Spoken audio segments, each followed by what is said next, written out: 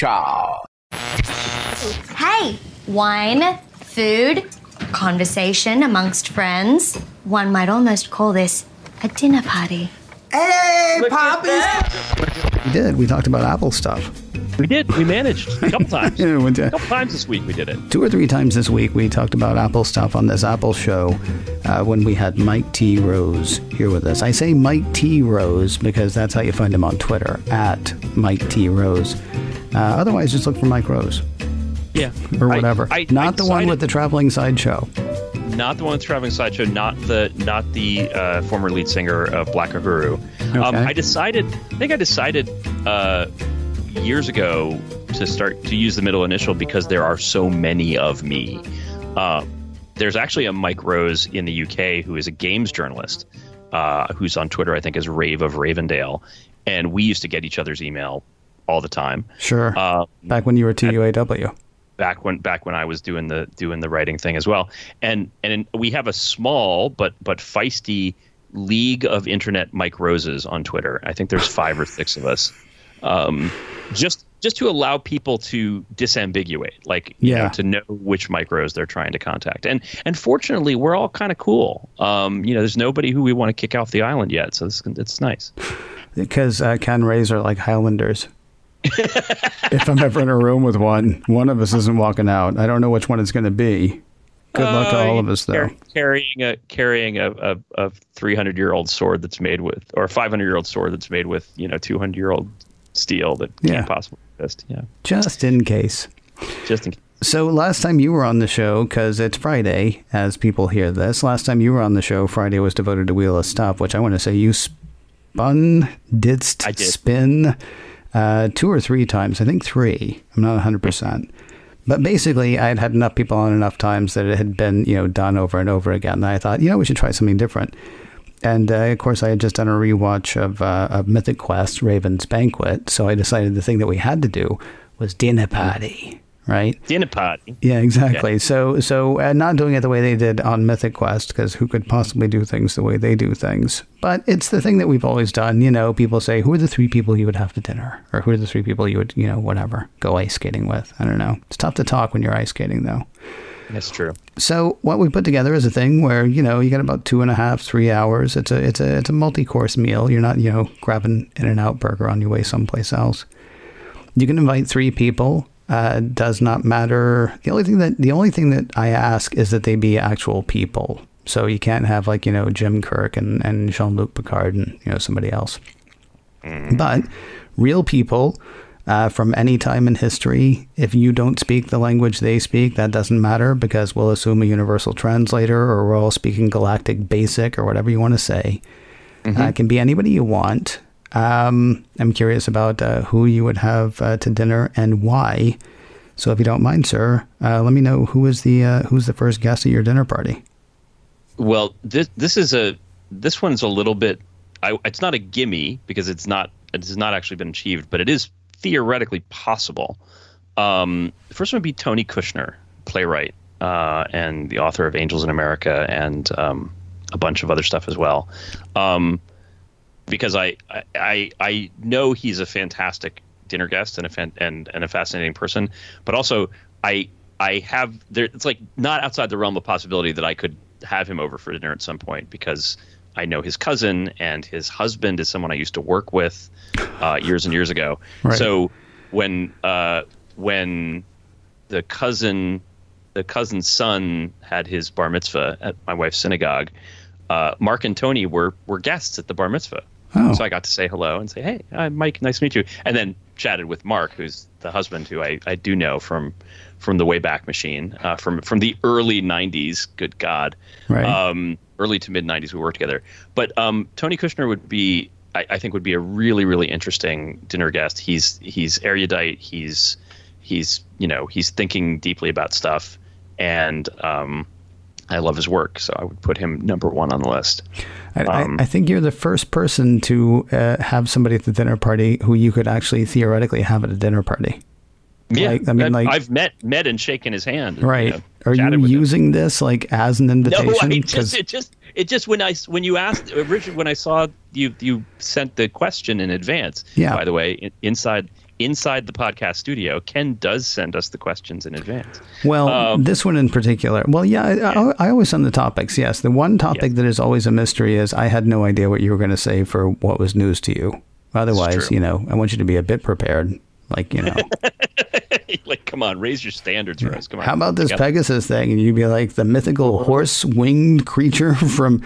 And then, is this a My Little Pony? Is this a Brony thing that I'm not familiar with? So yes, but so I did think about it, and I thought, this would be, it would be nice to have a person who, like, theoretically would be possible that I would have to dinner.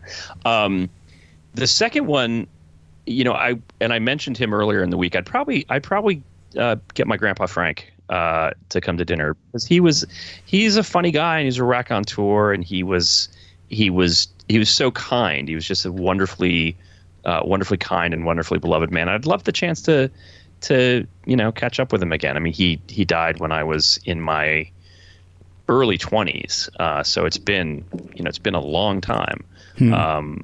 I would love that opportunity to have a dinner party with Grandpa Frank, and why not include all the relatives who have passed and bring them along? And we'll cut big tape.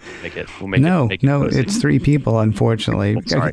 Here's the thing, though, honestly, because I talked about this on maybe the first or second of the dinner parties. I was like, yeah, part of me wants to invite my grandfather. Literally, I said I want to invite my grandfather. But then I realized he would have nothing to offer to the conversation. And really, it would just be like I'd be talking to this really, like person that I've always wanted to talk to. And then I have to turn to, Pop and basically be like, you doing okay? And then turn back to who I was talking to before. So I applaud that. At the same time, I mean, no offense, you can't bring the whole family, because otherwise it becomes like a family reunion, and then Tony Kushner's there. Well, but my grandfather was the person who, when he met Heidi, then my girlfriend, now my spouse of 22 years, but when he met her originally, maybe not wasn't the first conversation. Like, they had met a few times, but at one point he turned to her and he said, "So, you're Lutheran. What's that about? Like, tell me about that." And he was, I think, the first person she had ever met who, like, would literally ask you about your faith tradition in the sense of, "I'm curious. Tell me what's the deal." And I'm sorry. Yes? Your wife was the rabbi. Grew up Lutheran. Okay. Yes.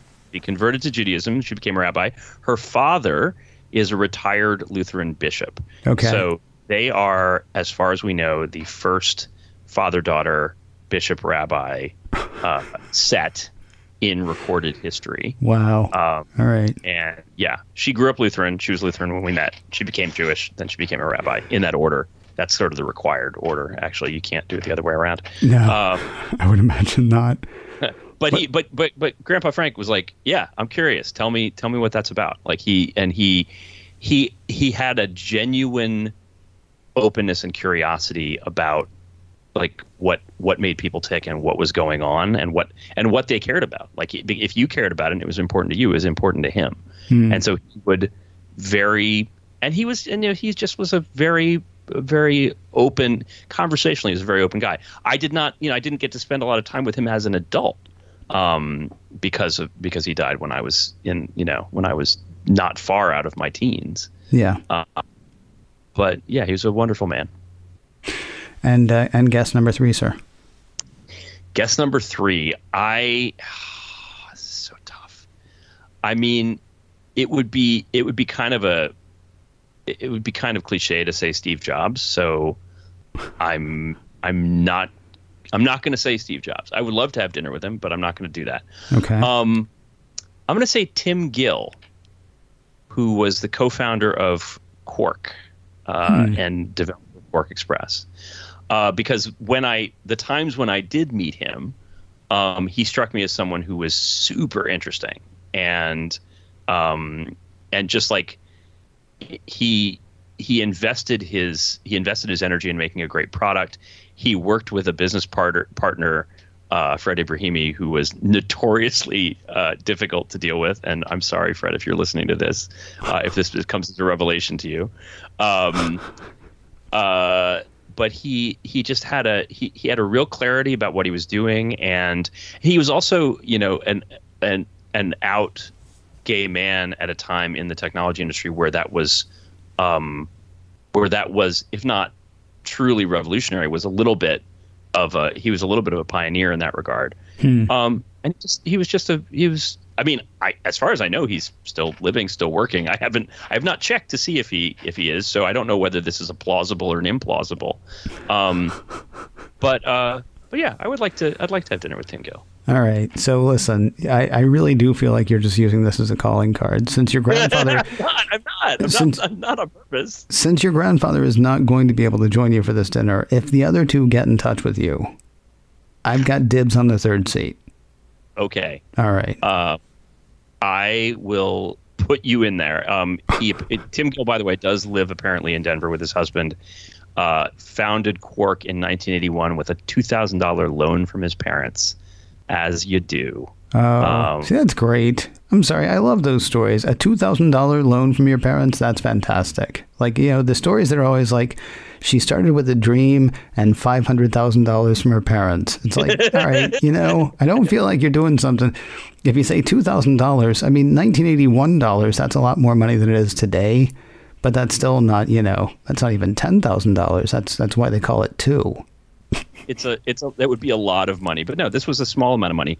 Yeah. He's been running his foundation apparently for the past 25 years or so. He's a philanthropist and also still a founder. He's got a company called Josh.ai, which does voice recognition solutions for home appliances. But yeah, he's out there in Denver doing his thing and raising money for LGBTQ organizations. And yeah, so anyway, the Gill Foundation, so gillfoundation.org, and you can learn more about Tim and the work that they are doing to help Americans have the opportunity to work, live, and thrive free from discrimination.